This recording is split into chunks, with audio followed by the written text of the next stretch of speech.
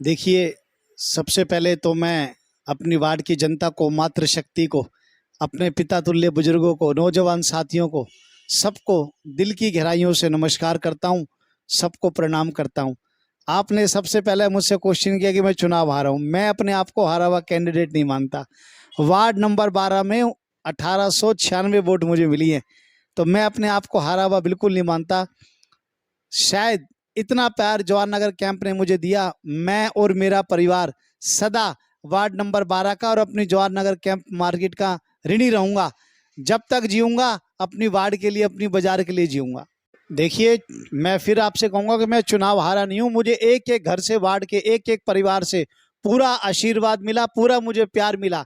शायद लोगों को उसकी जीत की खुशी नहीं है जितने मेरे हारने का गम है। लोग, हर आदमी ये कहता है कि आशु राजपाल चुनाव जीता, आशु राजपाल चुनाव हारा नहीं है।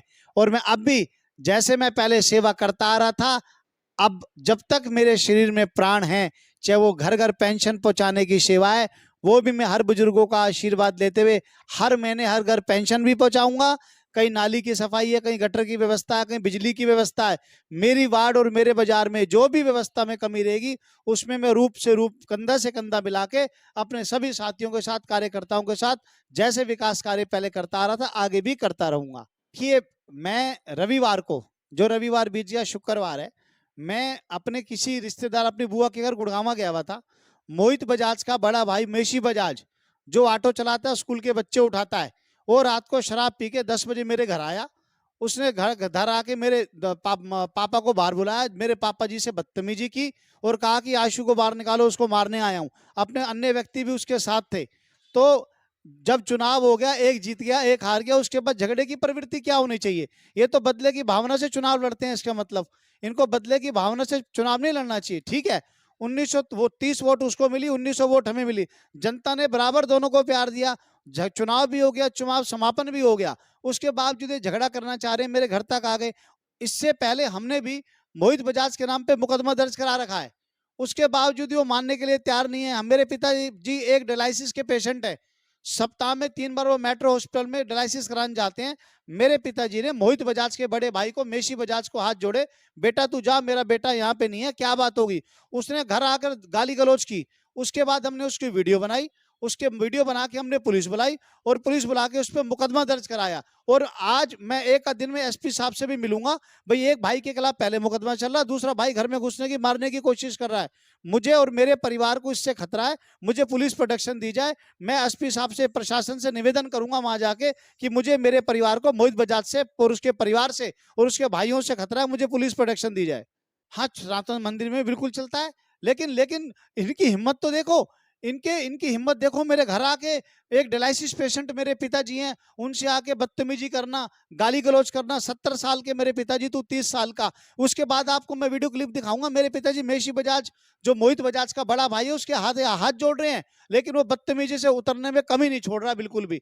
फिर हमने पीसीआर बुला के 112 पे हमने फोन किया, वो आई, मेरे पिताजी की उन्होंने बात को सुना और हमने दरखास्त ली कि उसके खिलाफ मुकदमा दर्ज कराया। लेकिन फिर भी मेरा परिवार कहीं थमा हुआ है, मैं भी थमा हुआ हूं कि हमें वहां से व्यापार के लिए भी जाना पड़ता है, क्योंकि पहले मोहित बजाज का घर पड़ता है, बाद में मेरा घर पड़ता है।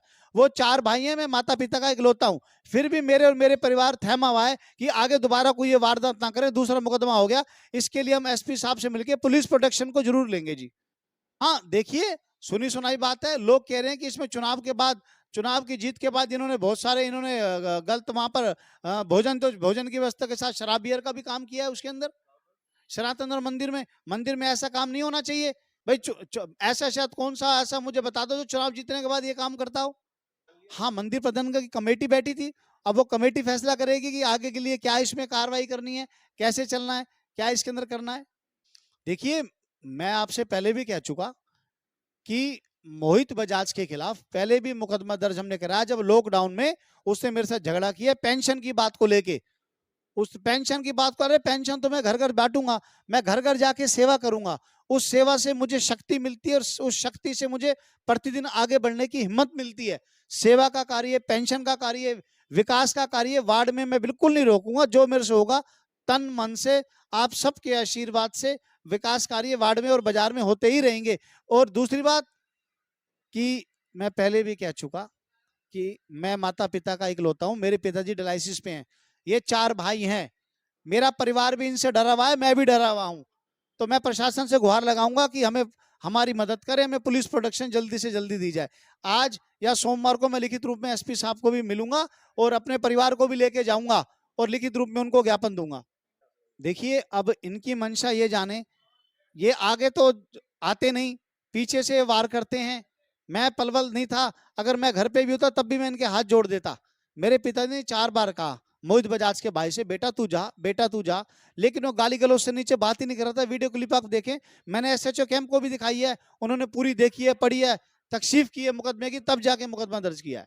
देखिए, दीपक मंगला जी तो पलवल में है नहीं, शायद मेरे सुनने में ये कि हरियाणा का टूर गया है विधायक का, वो 10 तारीख को पलवल आएंगे। नगर परिषद पलवल द्वारा उचित कार्यवाही की जाएगी और इसमें नियमानुसार जुर्माने का भी प्रावधान है। कूड़े से संबंधित किसी भी शिकायत एवं सुझाव के लिए हमारे हेल्पलाइन नंबर पर संपर्क करें। आइए हम सब मिलकर अपने नगर को स्वच्छ एवं स्वस्थ बनाएं। अब तक अगर आपने हमारे चैनल को सब्सक्राइब नहीं किया तो नीचे जो आप देख रहे हैं वैभव क्रांति न्यूज, इसको आप सब्सक्राइब कीजिएगा, फिर उसको लाइक कीजिए, फॉलो कीजिए और उसके बाद एक कमेंट करते हुए शेयर भी कीजिए। बहुत बहुत धन्यवाद। जय हिंद, जय भारत।